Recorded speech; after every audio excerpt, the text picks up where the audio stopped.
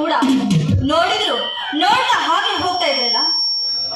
ಅರಳುವ ಹೂ ಇನ್ನೊಬ್ಬರು ನೋಡಲೆಂದೇ ಅರಳುವುದಿಲ್ಲ, ಇನ್ನೊಬ್ಬರು ನೋಡಲಿ ಎಂಬ ಮನೋಭಾವನೆ ಅದಕ್ಕೆ ಇರುವುದಿಲ್ಲ. ಕಣ್ಣು ಕೊಕ್ಕುವ ಪರಸ್ತ್ರೀಯರು ನೋಡುವ ಮನೋಭಾವನೆ ನನ್ನದಲ್ಲ. ಅಂದ್ರೆ ನಿಮ್ಮ ಮಾತು ನಾನು ಕೆಟ್ಟವಳು, ನೀವು ಅತಿಯಾದ ಒಳ್ಳೆಯವರಂತೆ ಏನು? ಅತಿಯಾದ ಒಳ್ಳೆತನ ಒಂಟಿತನ ಮಾಡುತ್ತದೆ ಈ ಕಲಿಕಾಲದಲ್ಲಿ. ಒಂಟಿಯಾಗಿಸುವುದು ಕಲಿಕಾಲವಲ್ಲ. ಆ ಮೌಲಯದ ಕಣ್ಣಿಗೆ ಕಾಣುವುದೆಲ್ಲ ಹಳದಿಯಂತೆ ಕಾಣುತ್ತದೆ. ನೋಡುವರ ದೃಷ್ಟಿ ಸರಿಯಾಗಿದ್ದರೆ ಸಾಕು, ಎಲ್ಲ ಒಳ್ಳೆಯದೇ ಕಾಣುತ್ತದೆ. ಈಗಿನ ಕಾಲದಲ್ಲಿ ಒಳ್ಳೆಯನಾದ್ರೆ ದಡ್ಡ ಎನ್ನುತ್ತಾರೆ, ಅದೇ ಮೋಸ ಮಾಡಿದ್ರೆ ಬುದ್ಧಿವಂತ ಎನ್ನುತ್ತಾರೆ. ಆದ್ರೆ ಈ ಹೆಣ್ಣಿನ ಮನಸ್ಸನ್ನು ಅರ್ಥ ಮಾಡಿಕೊಳ್ಳದ ನೀನು ಒಳ್ಳೆಯನಾದ್ರೆ ಏನು ಬೆಲೆನೇ ಸಿಗುವುದಿಲ್ಲ. ಒಳ್ಳೆತನಕ್ಕೆ ಬೆಲೆ ಇಲ್ಲ ಎನ್ನುವುದು ಎಷ್ಟು ಸತ್ಯವೋ, ಒಳ್ಳೆತನ ನಮ್ಮನ್ನು ಕೈ ಬಿಡುವುದಿಲ್ಲ ಎನ್ನುವುದು ಅಷ್ಟೇ ಸತ್ಯ. ನಿಮ್ಮಂತ ಸ್ತ್ರೀಯರಿಂದ ಬುದ್ಧಿ ಹೇಳಿಸಿಕೊಳ್ಳಷ್ಟು ಮೂರ್ಖ ನಾನಲ್ಲ. ಸುಮ್ಮನೆ ಈ ಗಜೇಂದ್ರನ್ನು ಕೆಳಕಬೇಡಿ, ನಿಮ್ಮ ಪರಿಚಯ ಕೂಡ ನನಗಿಲ್ಲ. ಏನು 100 ಕೋಟಿ ಒಡೆಯನ ಪುತ್ರಿ ಆದ ನಾನು ಮೋನಿಕಾ ನನ್ನ ಹೆಸರು.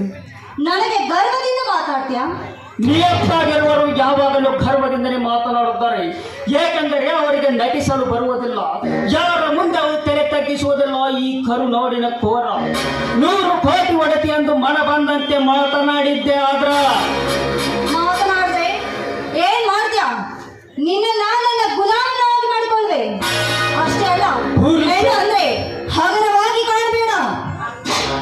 ಪುರುಷರಿಂದಲೇ ಸ್ತ್ರೀಯರಿಗೆ ಜನ್ಮದಾತೆ ಎಂದು ಪಟ್ಟ ಸಿಕ್ಕಿರುವುದು ಅದು ನೀನು ತಿಳಿದುಕೊಂಡಿಲ್ಲ ಅಂತ ಕಾಣುತ್ತದೆ.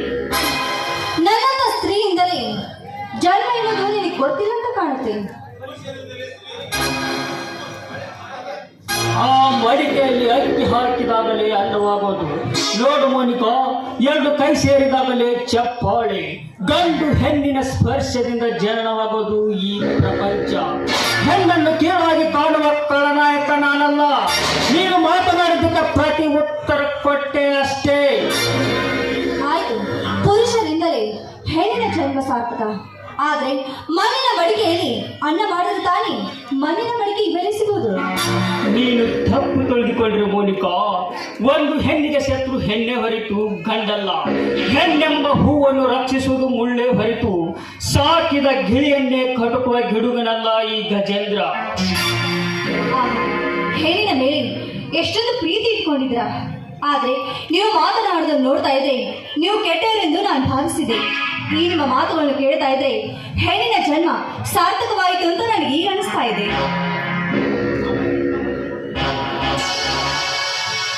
ಇದೇನಿದು? ಇವರ ಕಣ್ಣೋಟ ನೋಡ್ತಾ ಇದ್ರೆ ನನ್ನ ಮನಸ್ಸಿನಲ್ಲಿ 108 ಭಾವನೆ ಆಗ್ತಾ ಇದೆ. ಇನ್ನು ಮುಂದೆ ನನ್ನ ಮನಸ್ಸು ಯಾವತ್ತಿದ್ರೂ ಅವರು ಕಮಾಂಡಾರು